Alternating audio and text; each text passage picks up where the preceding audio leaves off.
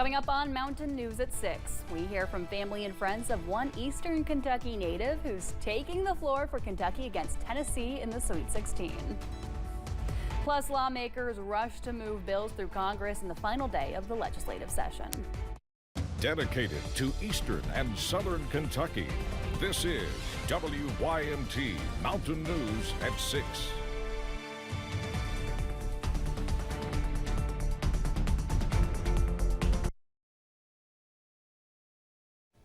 Good evening, I'm Amelia Lee, and we are approximately 1.5 hours away from the Sweet 16 matchup between Kentucky and Tennessee.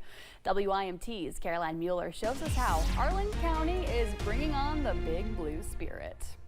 C-A-T-S, cats, cats, cats! Harlan County is bleeding blue as the community rallies around one of their own, Trent Noah, as he and the Kentucky Wildcats prepare to face Tennessee in the Sweet 16. It's not surprising with a kid like Trent. You know, we expected big things for him as soon as he, went to UK. Just the community support for him is just unbelievable, and it's going to continue to get bigger and bigger. Students and staff throughout Harlan County schools showed their support by painting the county blue, decking out in UK colors to celebrate Noah's success on the court. One of his former teachers, Karen Phillips, says she loves to watch him play. Nothing makes me prouder to see Trent when he gets in the game and the big smile he always has on his face. And I know he's in his happy place right now because basketball meant so much to him growing up, and we couldn't be any prouder of him being a Harlan County native. Noah's family says it is incredible watching his hard work pay off, and the support from folks back home means everything. As an elementary teacher myself, getting to see the impact that he has on my students and then just everyone in the county is really, really awesome. And it shows them that they can do whatever they put their mind to. Noah's high school coach, Kyle Jones, says he is not just proud of Noah as a player, but as a person. If Trent was walking down this hallway today, if a kid wanted an autograph, he'd be the first one to stop. He's just that kind of kid. He's a great basketball player, but he's an even better person. Students and staff at Harlan County want to leave Trent and the team with this message. We love you, Trent! In Harlan County, Caroline Mueller, WYMT Mountain News. And it was not just students who participated in painting the county blue. School officials say many businesses, county workers, and others joined in showing their UK spirit. While many fans are watching from home, many are also filling into Lucas Oil Stadium in Indianapolis ahead of the big game. The capacity for Lucas Oil Stadium is approximately 35,000 fans. Chris Elam is a UK fan from Virginia, but he has family in Lexington. He's finishing up school in Virginia. When Elam is not studying, Mark Pope and the Wildcats are a top priority for him. I have all the games on my calendar. They make my day, like Tuesdays or Fridays and Saturdays. I'm going to be sad when the season's over. Elam was able to make it to one game at Rupp Arena last year. It's something he does not take for granted. He, like the thousands of other Big Blue fans who will pack LOS tonight, are well aware that being a UK fan just means a little more, especially during the NCAA tournament. UK students are waiting eagerly for the regional semifinal clash, including those in Lexington. Some have been cooking some food on Waller Avenue in anticipation of the matchup. But campus and Lexington City Police are monitoring the area. They say they do not want things to get too out of hand, which has happened before.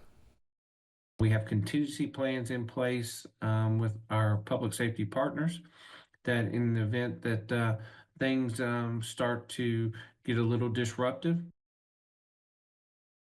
Officials say if you have plans to walk down to the State Street area tonight, be careful where you step. There is a construction site on Elizabeth Street. This year is also the second time that Kentuckians can bet on NCAA tournament games. The American Gaming Association estimates Americans will legally wager $3.1 billion on those games this year. Dr. Ronaldson Clark with the Kentucky Council for Problem Gambling says tournament games usually attract men aged 18 to 35 to bet. And the issue is that they sometimes take a riskier approach to gambling where they don't consider leaving money for rent and groceries. Look at betting like it's a night of entertainment? How much is it going to cost to go out to eat and maybe go to a movie or something else? She says the best way to be a safe gambler is to limit yourself to a certain amount, whether that's $50 or $100. And if you lose, do not try and gamble to get it back. Well, it's been a very warm day across our area. As we look at temperatures right now, early this evening, we are sitting right now into the upper 70s to around 80 degrees. So it is a very comfortable night out there right now.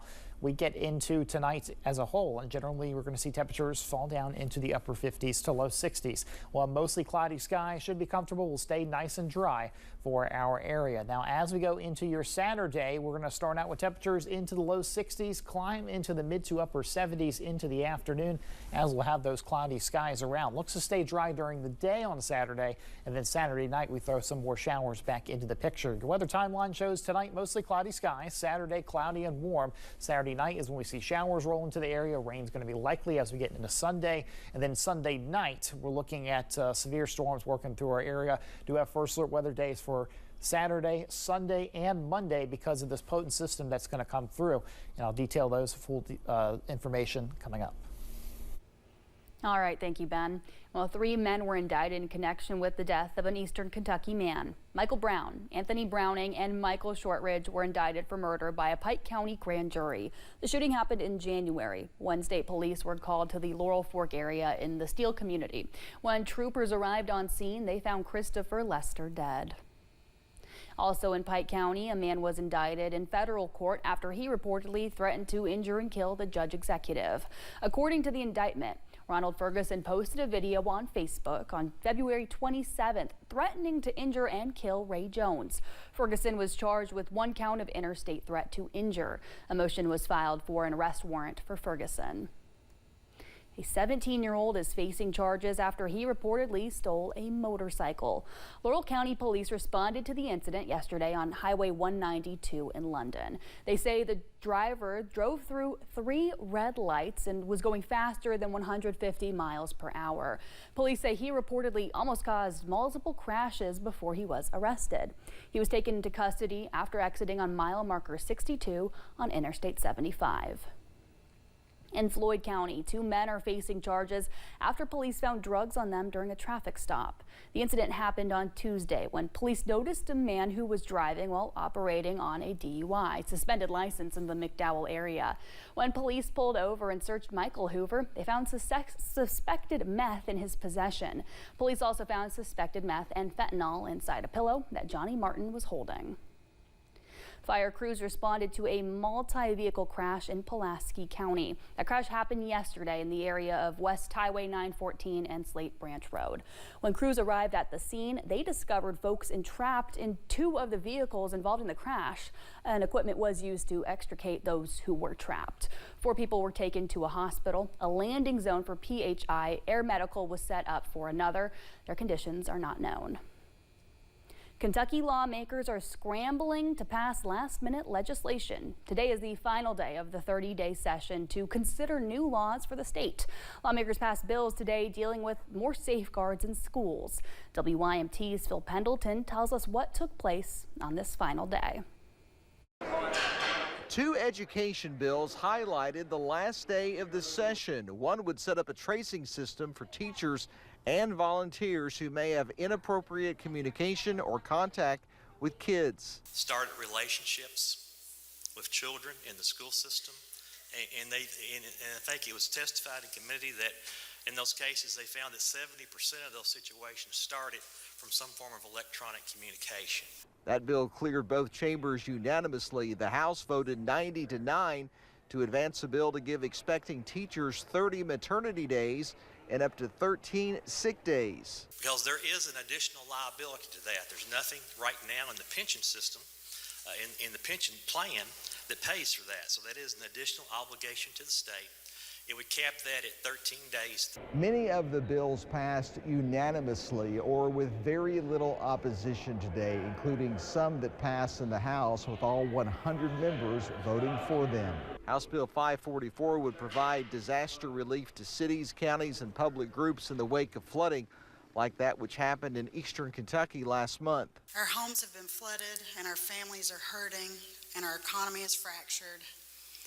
Our counties and cities are worried about rebuilding infrastructure like crumbling roads and mangled water lines. The House also concurred with the change the Senate made in school bus safety and one to strengthen investigations by alcoholic beverage control officers.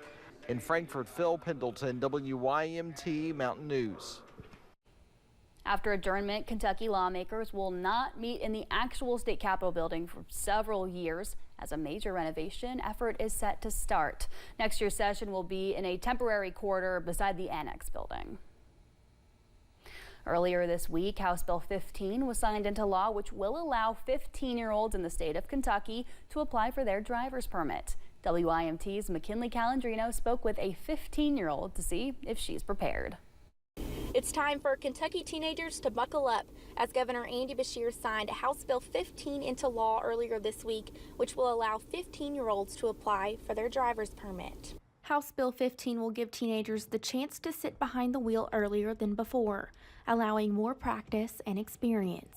The age requirement will now lower from 16 to 15 years old for teens to apply for the instruction permit. Bray Eddington is planning to apply, and her mom says she is excited to see the change. I'm really excited. I feel like this is giving our kids the opportunity to have a year and 6 months of driving practice versus just 6 months of driving practice. If applicable, once the 15-year-old gets the permit, it will allow them to enroll in driver training programs sooner.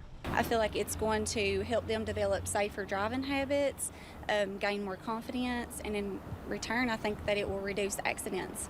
Carolyn says she believes every child develops at their own pace, and it is up to the parent to determine if they are ready for the next step. But as for Bray, her mom feels she is ready, and Bray says she's prepared.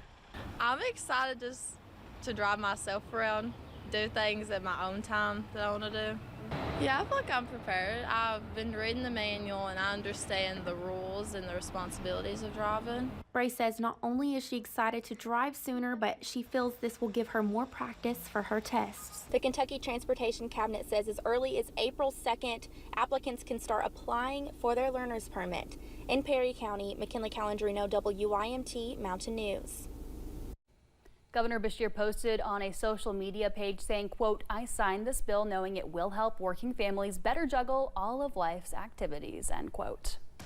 Still to come on Mountain News at 6, folks in Pike County are still rebounding after last month's devastating flood. We hear from some survivors about the progress made building back.